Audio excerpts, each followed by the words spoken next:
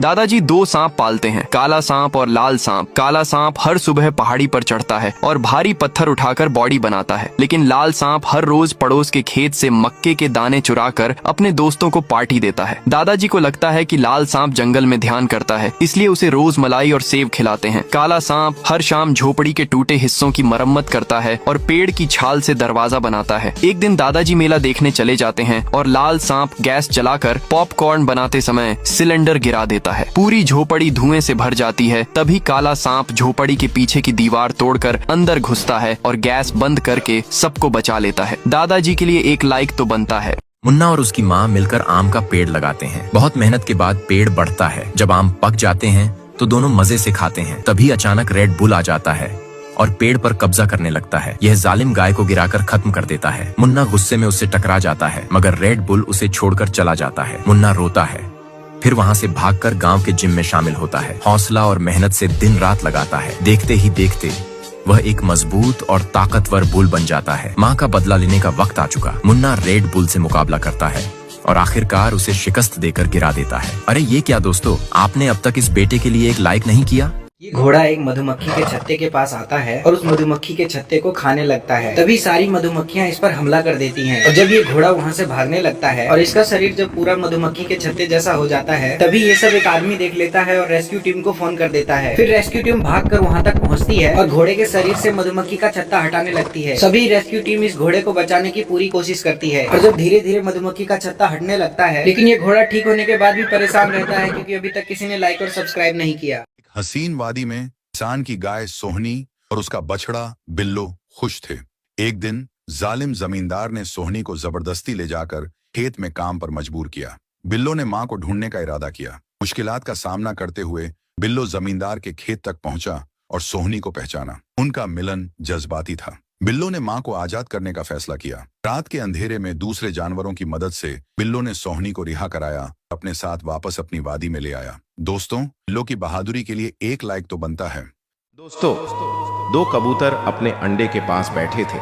तभी वहां पर एक शिकारी आ जाता है। शिकारियों को देखकर दोनों कबूतर डर जाते हैं। फिर शिकारी दोनों कबूतरों को गोली मार देता है। दोनों कबूतर वहीं गिर जाते हैं और दर्द से तड़पने लगते हैं और कुछ देर बाद मर जाते हैं। फिर शिकारी अंडे को वहीं छोड़ देते हैं और कबूतरों को लेकर चले जाते हैं। लेकिन एक बतख ये सब पेड़ के पीछे से छिपकर देख रही थी। बतख भागकर अंडे के पास आती है।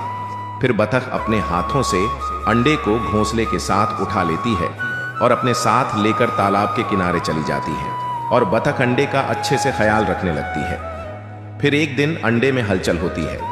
बतख बहुत खुश थी और फिर अंडे से एक छोटा सा कबूतर का बच्चा निकलता है। बतख बच्चे का अच्छे से ख्याल रखना शुरू कर देती है, लेकिन बच्चा फिर भी बहुत दुखी होकर रोने लगता है क्योंकि इसके अब माँ बाप नहीं है और इसे कोई लाइक और सब्सक्राइब भी नहीं करता।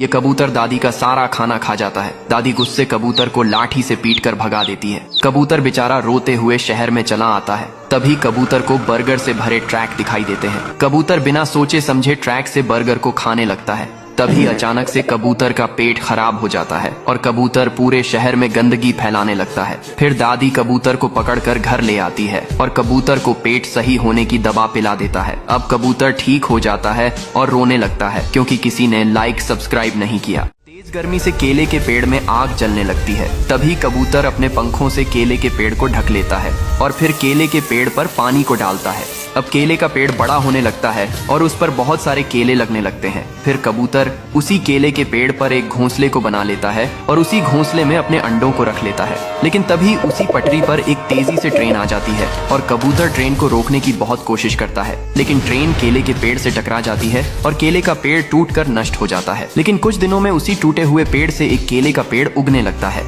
लेकिन फिर भी कबूतर रो रहा होता है क्योंकि किसी ने लाइक सब्सक्राइब नहीं किया। ये मुर्गी इस ट्रेन की पटरी पर एक अमरूद के पेड़ को लगाती है। फिर उसी अमरूद के पेड़ पर पानी को डालती है। अब अमरूद का पेड़ धीरे धीरे बड़ा होने लगता है और उसमें बहुत सारे अमरूद लगने लगते हैं। लेकिन एक दिन उसी पटरी पर तेजी एक ट्रेन आ जाती है और मुर्गी ट्रेन को रोकने की बहुत कोशिश करती, लेकिन ट्रेन अमरूद के पेड़ से टकरा जाती है और अमरूद का पेड़ टूटकर बिखर जाता है। लेकिन कुछ समय बाद उसी टूटे अमरूद के पेड़ में एक छोटा अमरूद का पौधा लगाता है, लेकिन मुर्गी फिर भी रोने लगती है क्योंकि किसी ने लाइक सब्सक्राइब नहीं किया। किसान के पास एक मुर्गी थी जो सिर्फ एक अंडा देती थी। किसान मुर्गी से और अधिक अंडे चाहता था, तो मुर्गी को इंजेक्शन लगाता है और मुर्गी अब बहुत सारे अंडे देने लगी और मुर्गी आसमान में उड़ जाती है, बादलों पर बैठकर ढेरों अंडे देती है।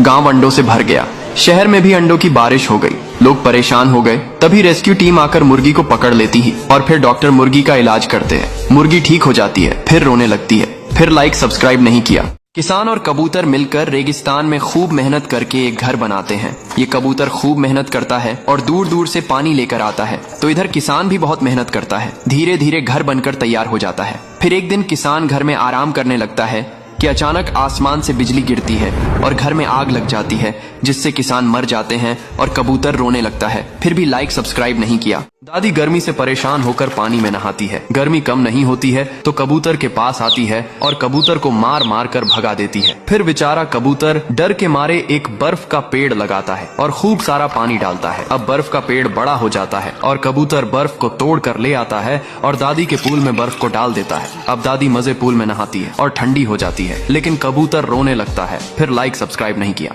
Ships on vigor of the waves are scaling barren summits to the verdant plains. Each horizon is a new beginning, rise and rain. Far from the fjords and the ice-cold currents, brave and soar over new frontiers. Songs and sagas of a fate teacher, man, shields and spears. Vows of favor or the thrill of plunder, pulled together for the clan and kin. Clank of hammers and the crash of thunder, pound within. Oh, oh, oh, the echoes of eternity. Oh, oh, oh, Valhalla calling me. Oh, oh, oh, to pluck the strings of destiny. Oh, oh, oh.